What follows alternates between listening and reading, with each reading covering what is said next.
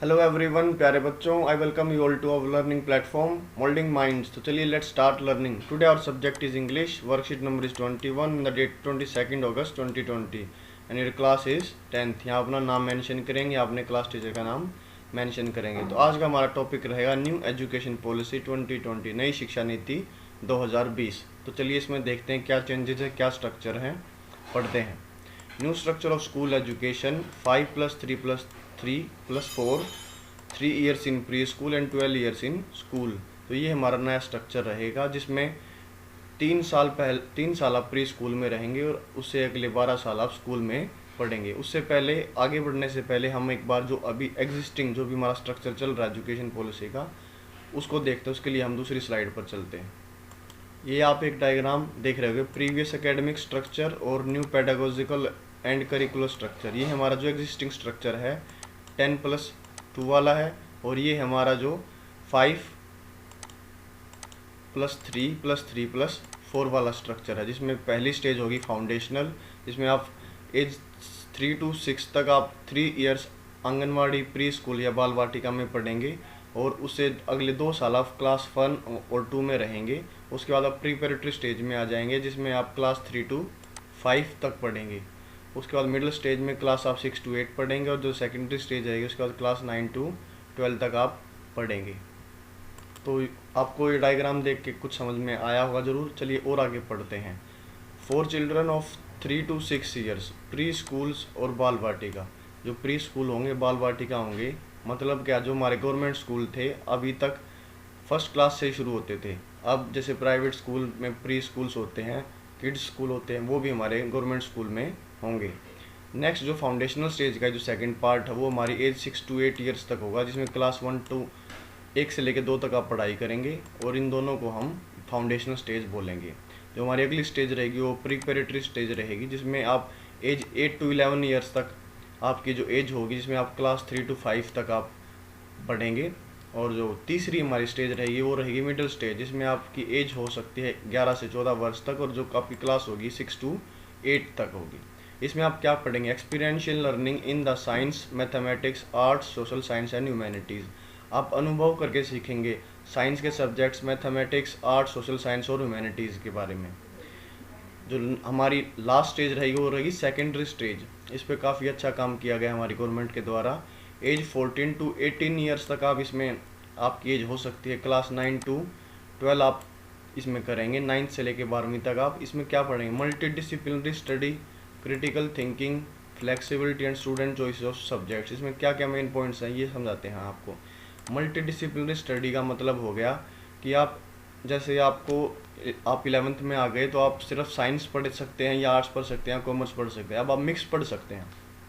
अब आप अपने चॉइसेस के स्टूडेंट सब्जेक्ट्स ले सकते हैं। आप फिज़िक्स, कॉमर्स, मैथ्स के साथ आप बायो भी पढ़ सकते हैं, हिस्ट्री पढ़ सकते हैं, ज्योग्राफी पढ़ सकते हैं। ये क्या लाएगी आपके लिए? फ्लेक्सिबिलिटी लेके आएगी। आप फ्लेक्सिबल हो सकते हैं कि आप एक सब्जेक्ट के साथ दूसरा सब्जेक्ट, दूसरी स्ट्रीम का सब्जेक्ट भी पढ़ सकते हैं। आप क्रिटिकल थिंकिंग पर आपका ध्यान दिया जाएगा। मीन्स आपको क्रैमिंग नहीं, रट्टा मार के नहीं पढ़ाया जाएगा, आपको समझा के उस प्रोसेस को पूरी तरह अच्छी से समझाया जाएगा। ये तो हो गई हमारी 4 स्टेजेस। चलिए आगे पढ़ते हैं और क्या क्या चेंजेस हुए। School exams will be held only for 3 levels, class 3, 5, 8 class तक 3 लेवल पर एग्ज़ाम होंगे, क्लास 3rd के लिए, 5th के लिए और 8th के लिए। Assessment will be shift to formative style. Formative style का मीन्स है, जो अगर आपको कोई टॉपिक पढ़ाया जाता है तुरंत आपकी असेसमेंट, आपका मूल्यांकन किया जाएगा कि आपको वो टॉपिक कितना समझ में आया है या नहीं आया। Which will test higher order thinking skills, critical thinking, question based on concepts. जो आपकी क्या हायर ऑर्डर थिंकिंग स्किल्स को चेक करेंगे, क्रिटिकल थिंकिंग, और जो क्वेश्चंस जो रहेंगे वो उस कॉन्सेप्ट पर रहेंगे जो आपको तुरंत उस टाइम पढ़ाया गया है।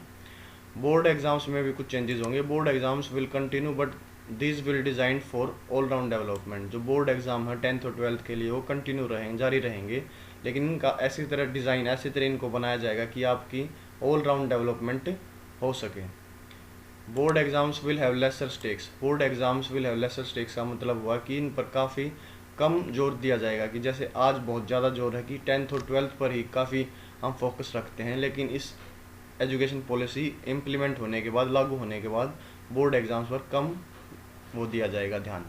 All students will be allowed to take board exams twice during any school year. सभी स्टूडेंटों को बोर्ड एग्ज़ाम एक साल में 2 बार देने की अनुमति होगी। One will be main examination, एक मुख्य परीक्षा होगी, और वन फॉर इम्प्रूवमेंट, एक सुधार के लिए, इफ़ डिजायर्ड, अगर कोई चाहेगा तो। नेक्स्ट पॉइंट देखते हैं, home language, mother tongue, local language will be use to teach till class 8। Class 8 तक आपकी मातृभाषा और लोकल लैंग्वेज जो आपके रीजन की लैंग्वेज है उसको प्रेफरेंस, उसको प्राथमिकता दी जाएगी आपकी 8th क्लास तक।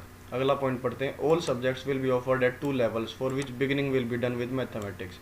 सभी सब्जेक्ट्स को 2 भागों में 2 लेवल्स पर पढ़ाया जाएगा। मीन्स आप मान लीजिए आपको कोई ऐसी फील्ड चुननी है जिसमें मैथ का ज़्यादा काम नहीं है, आप फोटोग्राफी में जाना चाहते हो, आप गेम्स स्पोर्ट्स में जाना चाहते हो, तो आपके लिए मैथमेटिक्स के 2 बेस होंगे। आप बेस पोर्शन भी ले सकते हो और आप एडवांस्ड लेवल का भी एक पोर्शन ले सकते हैं, जिससे आपको अपना एग्ज़ाम पास करने में और अपने जो वोकेशनल जो कोर्सेज हैं, जो आपके व्यवसाय जिसमें आप अपना करियर बनाना चाहते हैं, उसमें आप एक्सेल कर पाएंगे। लास्ट पॉइंट पढ़ते हैं, school students will have 10 bagless days during which they are taught a vocation of their choice. ये काफ़ी अच्छा पॉइंट है। स्टूडेंट्स के लिए पर मंथ 10 दिन बगैर बैग के वो स्कूल आएंगे, जिसमें उनको वोकेशन मीन्स व्यवसाय, जिस व्यवसाय में वो सफल होना चाहते हैं, अपना करियर बनाना चाहते हैं, उसको उनको लर्निंग, टीचिंग और ट्रेनिंग दी जाएगी। तो ये हमारी समरी हो गई न्यू एजुकेशन पॉलिसी के बारे में। आज हमारी एक्टिविटी क्या है, लेटर राइटिंग एक्टिविटी है। लेटर लिखेंगे, हम किसको लिखेंगे, write a letter to the principal of your school expressing your views about the new education policy. अपने प्रधानाचार्य प्रिंसिपल को अपने जो व्यूज़ हैं, अपने विचार हैं व्यक्त करने के लिए न्यू एजुकेशन पॉलिसी के बारे में आप पत्र लिखें। वर्ड लिमिट रहेगी 120 to 150 वर्ड्स। आप क्या क्या ऐड कर सकते हैं, things you are excited about, जिन चीज़ों के बारे में आप उत्साहित हैं, things that you are concern about, जिन चीज़ों के बारे में आपको चिंतित है, ये कैसे लागू होंगी, क्यों लागू होंगी, any questions coming to your mind, और अगर आपकी कोई पर्सन आपके दिमाग में आ रहा है तो वो भी आप अपने प्रिंसिपल सर से पूछ सकते हैं। तो चलिए अब लेटर के लिए दूसरी स्लाइड पर चलते हैं। तो यहाँ पर हमने लेटर लिख रखा है, letter to the principal of your school expressing your views about education policy. तो चलिए स्टार्ट करते हैं। स्टार्ट करेंगे टू से, टू द प्रिंसिपल। यहाँ पर आपने अपना स्कूल नेम लिखेंगे, यहाँ पर अपने स्कूल का एड्रेस लिखेंगे। डेट हमारी अगस्त 22, 2020 रहेगी, और जो सब्जेक्ट रहेगा वो क्या रहेगा, letter for expressing my views about the new education policy. पत्र किसके लिए है, जो न्यू एजुकेशन पॉलिसी के ऊपर मेरे विचार व्यक्त करने के लिए। तो स्टार्ट करेंगे कहाँ से, रिस्पेक्टेड सर या मैम से। अगर आपके प्रिंसिपल सर मेल हैं तो सर लिखेंगे, अगर मैम है और फीमेल है तो आप मैम लिखेंगे। तो चलिए स्टार्ट करते हैं लेटर हमारा। विद ड्यू रिस्पेक्ट, पूरे आदर से, I would like to state that, मैं आपको बताना चाहूँगा कि आई एम योर नेम, यहाँ पर आई एम सनी बोल सकते हो, मीन्स आप अपना नाम लिखेंगे, studying in 10th class of your school and want to express my views, concerns and queries about the new education policy through this letter। मैं आपको बताना चाहूँगी कि मैं सनी हूँ, या मैं कल्परिंग नाम ले रहा हूँ, जो आपके स्कूल की 10th क्लास में पढ़ता है, और मैं इस लेटर के थ्रू, इस पत्र के द्वारा अपने व्यूज़, अपने विचार, अपनी चिंताएं और अपने क्वेश्चंस आपको मैं बताना चाहता हूँ। Sir the previous new national education policy was framed in 1986 and modified इन 1992। अब आपने लिखा है कि जो प्रीवियस नेशनल एजुकेशन पॉलिसी थी वो 1986 में आई थी, और उसको मॉडिफाई बदला गया था, उसमें थोड़े बहुत चेंजेस किए गए थे 1992 में। More than 3 decades have pass since previous policy, पिछले ज़्यादा मतलब 3 दशकों से, 30 सालों से भी ज़्यादा हो गए हैं प्रीवियस पॉलिसी को चलते हुए। And now our government has passed a draft of new education policy 2020, और अब हमारी गवर्नमेंट ने एक नया ड्राफ्ट पास किया है न्यू एजुकेशन पॉलिसी के लिए। The new education policy will replace the old 10+2 school education structure. जो न्यू एजुकेशन पॉलिसी है वो 10+2 वाले स्ट्रक्चर को चेंज कर देगी, और क्या आएगा उसकी जगह, the new structure will take the place of old 1 by +5+3+3+4। तो ये स्ट्रक्चर जो पुराने स्ट्रक्चर को चेंज कर देगा 5+3+3+4। अब वो बता रहा है, I am excited to know about the experiential learning during class 6 to 8। मैं काफ़ी उत्साहित हूँ जो हमारी एक्सपीरियंशियल लर्निंग हम हमारे भाइयों को, जैसे अब तो आप 10th में हो चुके, तो आप 6 to 8 तो पढ़ोगे नहीं, तो हमारे जो भाई हैं, सगे संबंधी हैं, उनके जो एक्सपीरियंशियल लर्निंग मिलने वाली है उनको सोचकर मैं काफ़ी उत्साहित हूँ।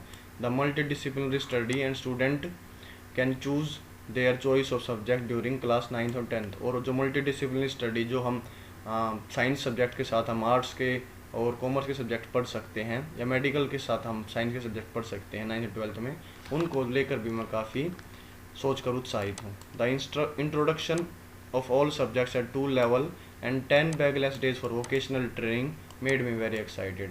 और ये दो चीज़ें और मुझे उत्साहित कर देती हैं। कौन सी वाली? जो सभी सब्जेक्टों को 2 लेवल्स पर पढ़ाया जाएगा, और जो 10 बैकलेस डेज हैं वोकेशनल व्यवसाय ट्रेनिंग के लिए, वो मुझे और ज़्यादा उत्साहित करती हैं। अब कुछ इसमें सैम्पल लेटर में कुछ चिंताएं भी वो सनी अपनी जाहिर कर रहा है। Sir, I have a few concern like when will the new education policy be implemented in our schools। कि मुझे कुछ चिंताएं भी हैं, जैसे कि जो हमारी नई शिक्षा नीति है उसको कब लागू किया जाएगा हमारे स्कूल्स में। will there any need to amend our constitution। क्या कोई ऐसी क्या हमारे संविधान में कोई संशोधन करने की ज़रूरत होगी। And how it will affect our education system. और ये हमारे जो नई एजुकेशन पॉलिसी है, इससे हमारा एजुकेशन सिस्टम है, शिक्षा प्रणाली है, उसको उस पर कैसा प्रभाव पड़ेगा। इट विल बी पॉजिटिव और it will be negative. Sir, I am waiting for your reply. मैं आपका रिप्लाई, उत्तर का इंतज़ार कर रहा हूँ। तो यहाँ पर आप लास्ट में लिखेंगे thanking you in advance your sincerely और ओबीडियंटली, आपका आज्ञाकारी, और यहाँ पर अपना अपना नाम लिखेंगे। तो यहाँ पर हमारा लेटर कंप्लीट होता है। I hope you will get a lot of help from this doing your worksheet. तो अभी मैं आप सबसे अलविदा ले रहा हूँ। Be safe, stay at home, respect your elders, do your homework daily, and don't forget to hit the like button, subscribe my channel, hit the notification bell, ताकि आने वाले वीडियोस का सबसे पहले नोटिफिकेशन आपको मिल सके। And keep watching moulding mind. जय हिंद, जय भारत।